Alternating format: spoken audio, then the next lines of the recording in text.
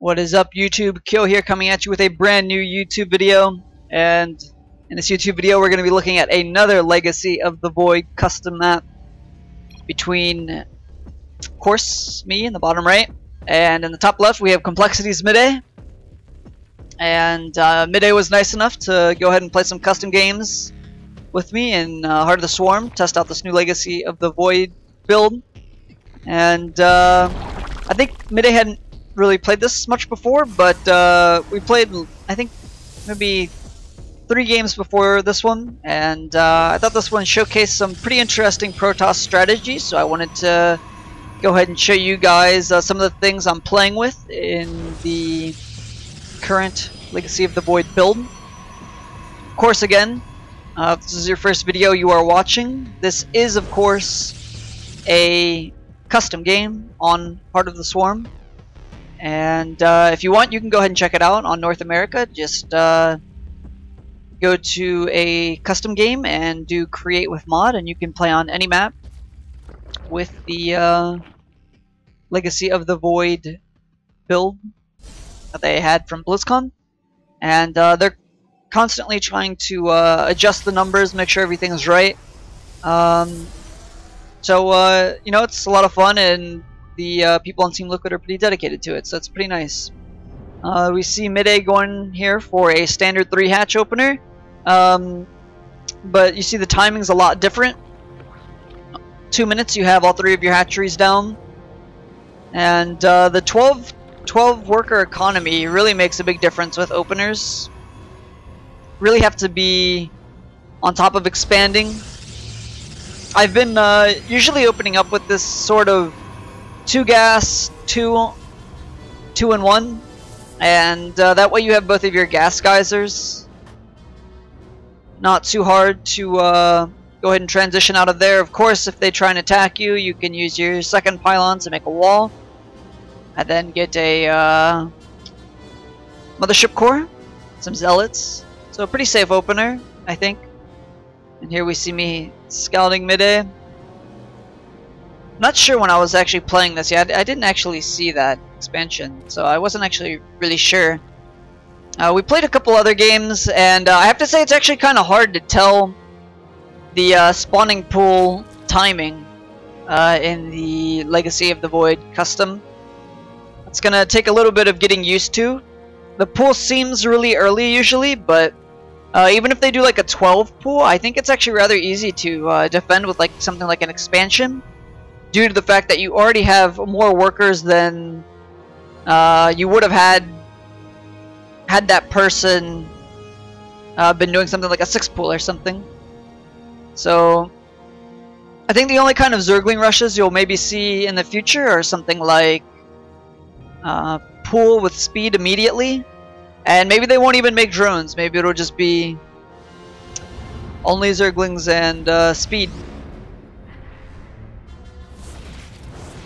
Although I guess you could probably make like 2 or 3 drones in the meantime. So I guess the whole thing they're trying to go for here in Legacy of the Void is trying to make early game pushes really not as big of a thing, and rather kind of going for mid game multitasking. A lot of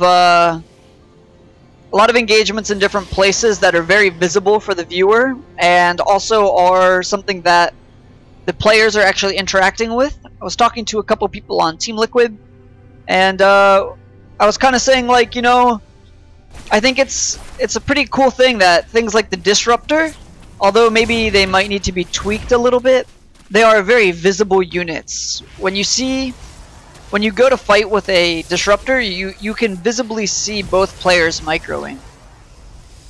You know, the Protoss player is controlling the Disruptor, and the Terran player or Zerg player is going to be controlling their bio or ground army.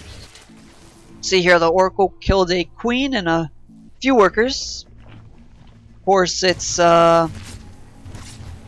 pulsar beam still does quite good damage. In my other video, I was showing the use of the stasis ward on mineral lines. And this Oracle has done pretty good damage. 2 queens. Killed a gateway down here. But 2 queens and about 4 drones is a pretty good trade. Of course, Oracle's still alive, so you can always just trade energy. See Midday going for a layer now. Double evos. Now this is actually something that I've been having a little bit of trouble with, making sure to oh gosh, oh no, Zerglings, the worst feeling as a Protoss player. But as I was saying, it's I think kind of hard nowadays, or well, not nowadays, but with the Legacy of the Void build, I always feel like my money is getting really high as a Protoss player at times when it really shouldn't be. That is to say, usually when you add on gateways, you're not adding on gateways and forges at the same time, or you're not adding on gateways and tech buildings at the same time. So your kind of progression in build is a lot different now.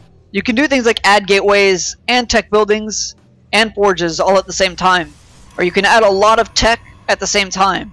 So there's a lot of gas in 2 Stargates and a fleet beacon, but we can see here at 8 minutes taking a 3rd base.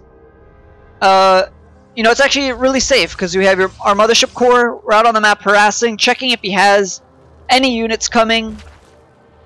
So you can really do a lot at once now, and you really have to... Scouting is going to be even more important than it's ever been before. So here we just see the Revelation going down on there. You can see units pop out, checking for the 4th base. So yeah, it's a lot different, and I think it'll take a little while of playing before we actually see builds being really, you know, made efficient. It wasn't for a while in like Heart of the Swarm, about you know, a little bit after beta, where people were starting to really get builds down. Really nice force fields here, getting almost all of his Zerglings. And let's see, Midday is going for some infestors.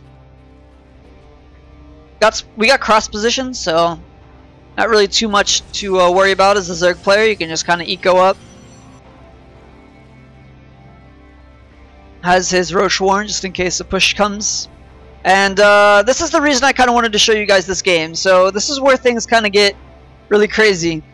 I'm trying to use as much multitasking and really kind of like being a nuisance as much as I can in these games. I want to try and use units in ways that people really wouldn't otherwise think to use them, at least not after seeing the initial BlizzCon build of the game. And what we're doing here is, in case you guys did not remember, the Tempests do have a new skill called Disintegration, and it does 500 damage over 50 seconds. And in fact, this skill is incredibly good versus hatcheries. So hatcheries, unlike Terran buildings, you can't just repair. So, of course, using Disintegration on a number of hatcheries, if they don't have queens, this becomes really effective, because after 3 minutes, they're just going to lose a hatchery. And it's really hard to engage Tempests from range. And of course, Tempests still have their 15 range, still decent damage versus ground units. 2 Tempests kill workers together. So you can just expand and get a nice air army while harassing. Fortunately, this still has not been fixed, and I don't think that maybe it won't ever be fixed. The most sad thing as a Protoss player when you warp in units and it's just like, nah. So using Nexus Cannon, and of course we have quite a few gateways, and making some awesome carriers. Getting a 4th base, and just being as annoying as possible with these Tempests. And see that this hatchery is almost dead.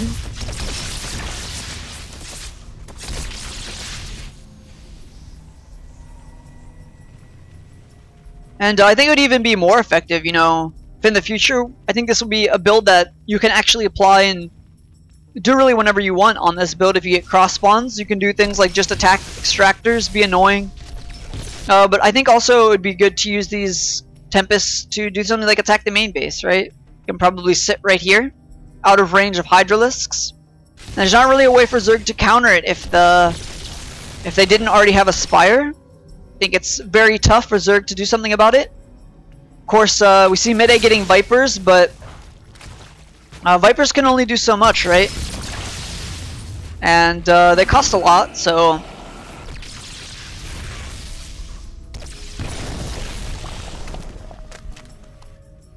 I think also we can see how doing this type of style really allows Protoss player to get up an army that might otherwise be rather hard for Zerg to stop. We know that late game Protoss Sky armies are really hard for Zerg to deal with, especially once you get Storm and Carriers.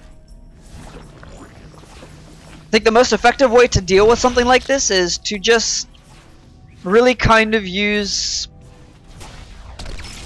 So we see this Tempest actually killed this hatchery, and these Templars and Zealots were gonna kill this hatchery. So Midday, knowing this was gonna happen, went ahead and tapped out. You know, we were playing a lot after this, so no, it wasn't like, oh, he didn't GG or anything like that.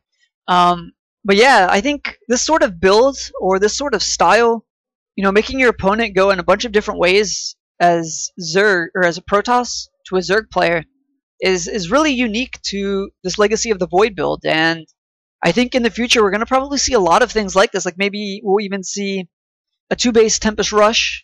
You saw this game I went 3 Stargate first. And the reason I was kind of thinking of doing that is because, you know, I wanted to get air upgrades. I already have +1. And importantly, if they went for Muta, I saw that Midday had a lot of bases. You have to be ready for, you know, a Muta switch or a Corruptor switch. You have to be ready to make a lot of Void Rays. We replayed this situation actually a few times. And by amassing Corruptors, he was able to actually defend against the Tempest really well. And actually, I had problems kind of defending against a counterattack. I think the main issue was that is that I had way too many probes. I think that's actually another problem of mine on this kind of Legacy of the Void economy. Keep getting up to 3 bases, and I keep making probes anyway. Usually, Protoss wants to sit around maybe 65, 70 should be the upper. So that's an extra 14 supply that I have in workers. But I hope this game kind of gives you guys an idea for different ways to play Protoss in Legacy of the Void. Again, this is just a showcase of how Tempests can be used in Protoss versus Zerg, and how you can combine different multitaskings like Templar and Zealots. You can use Tempests to pick off spores, and you know, just a totally different way to play Protoss. So I hope this is entertaining for you guys, and I hope you guys look forward to the next video. If you guys want to support these videos, I really would like and appreciate if you guys could subscribe to the YouTube channel, maybe check out my Twitch channel, and you know, any support you guys want to hit me up with, I really appreciate it. And I hope to see you guys in the next video. Thanks for watching. Peace.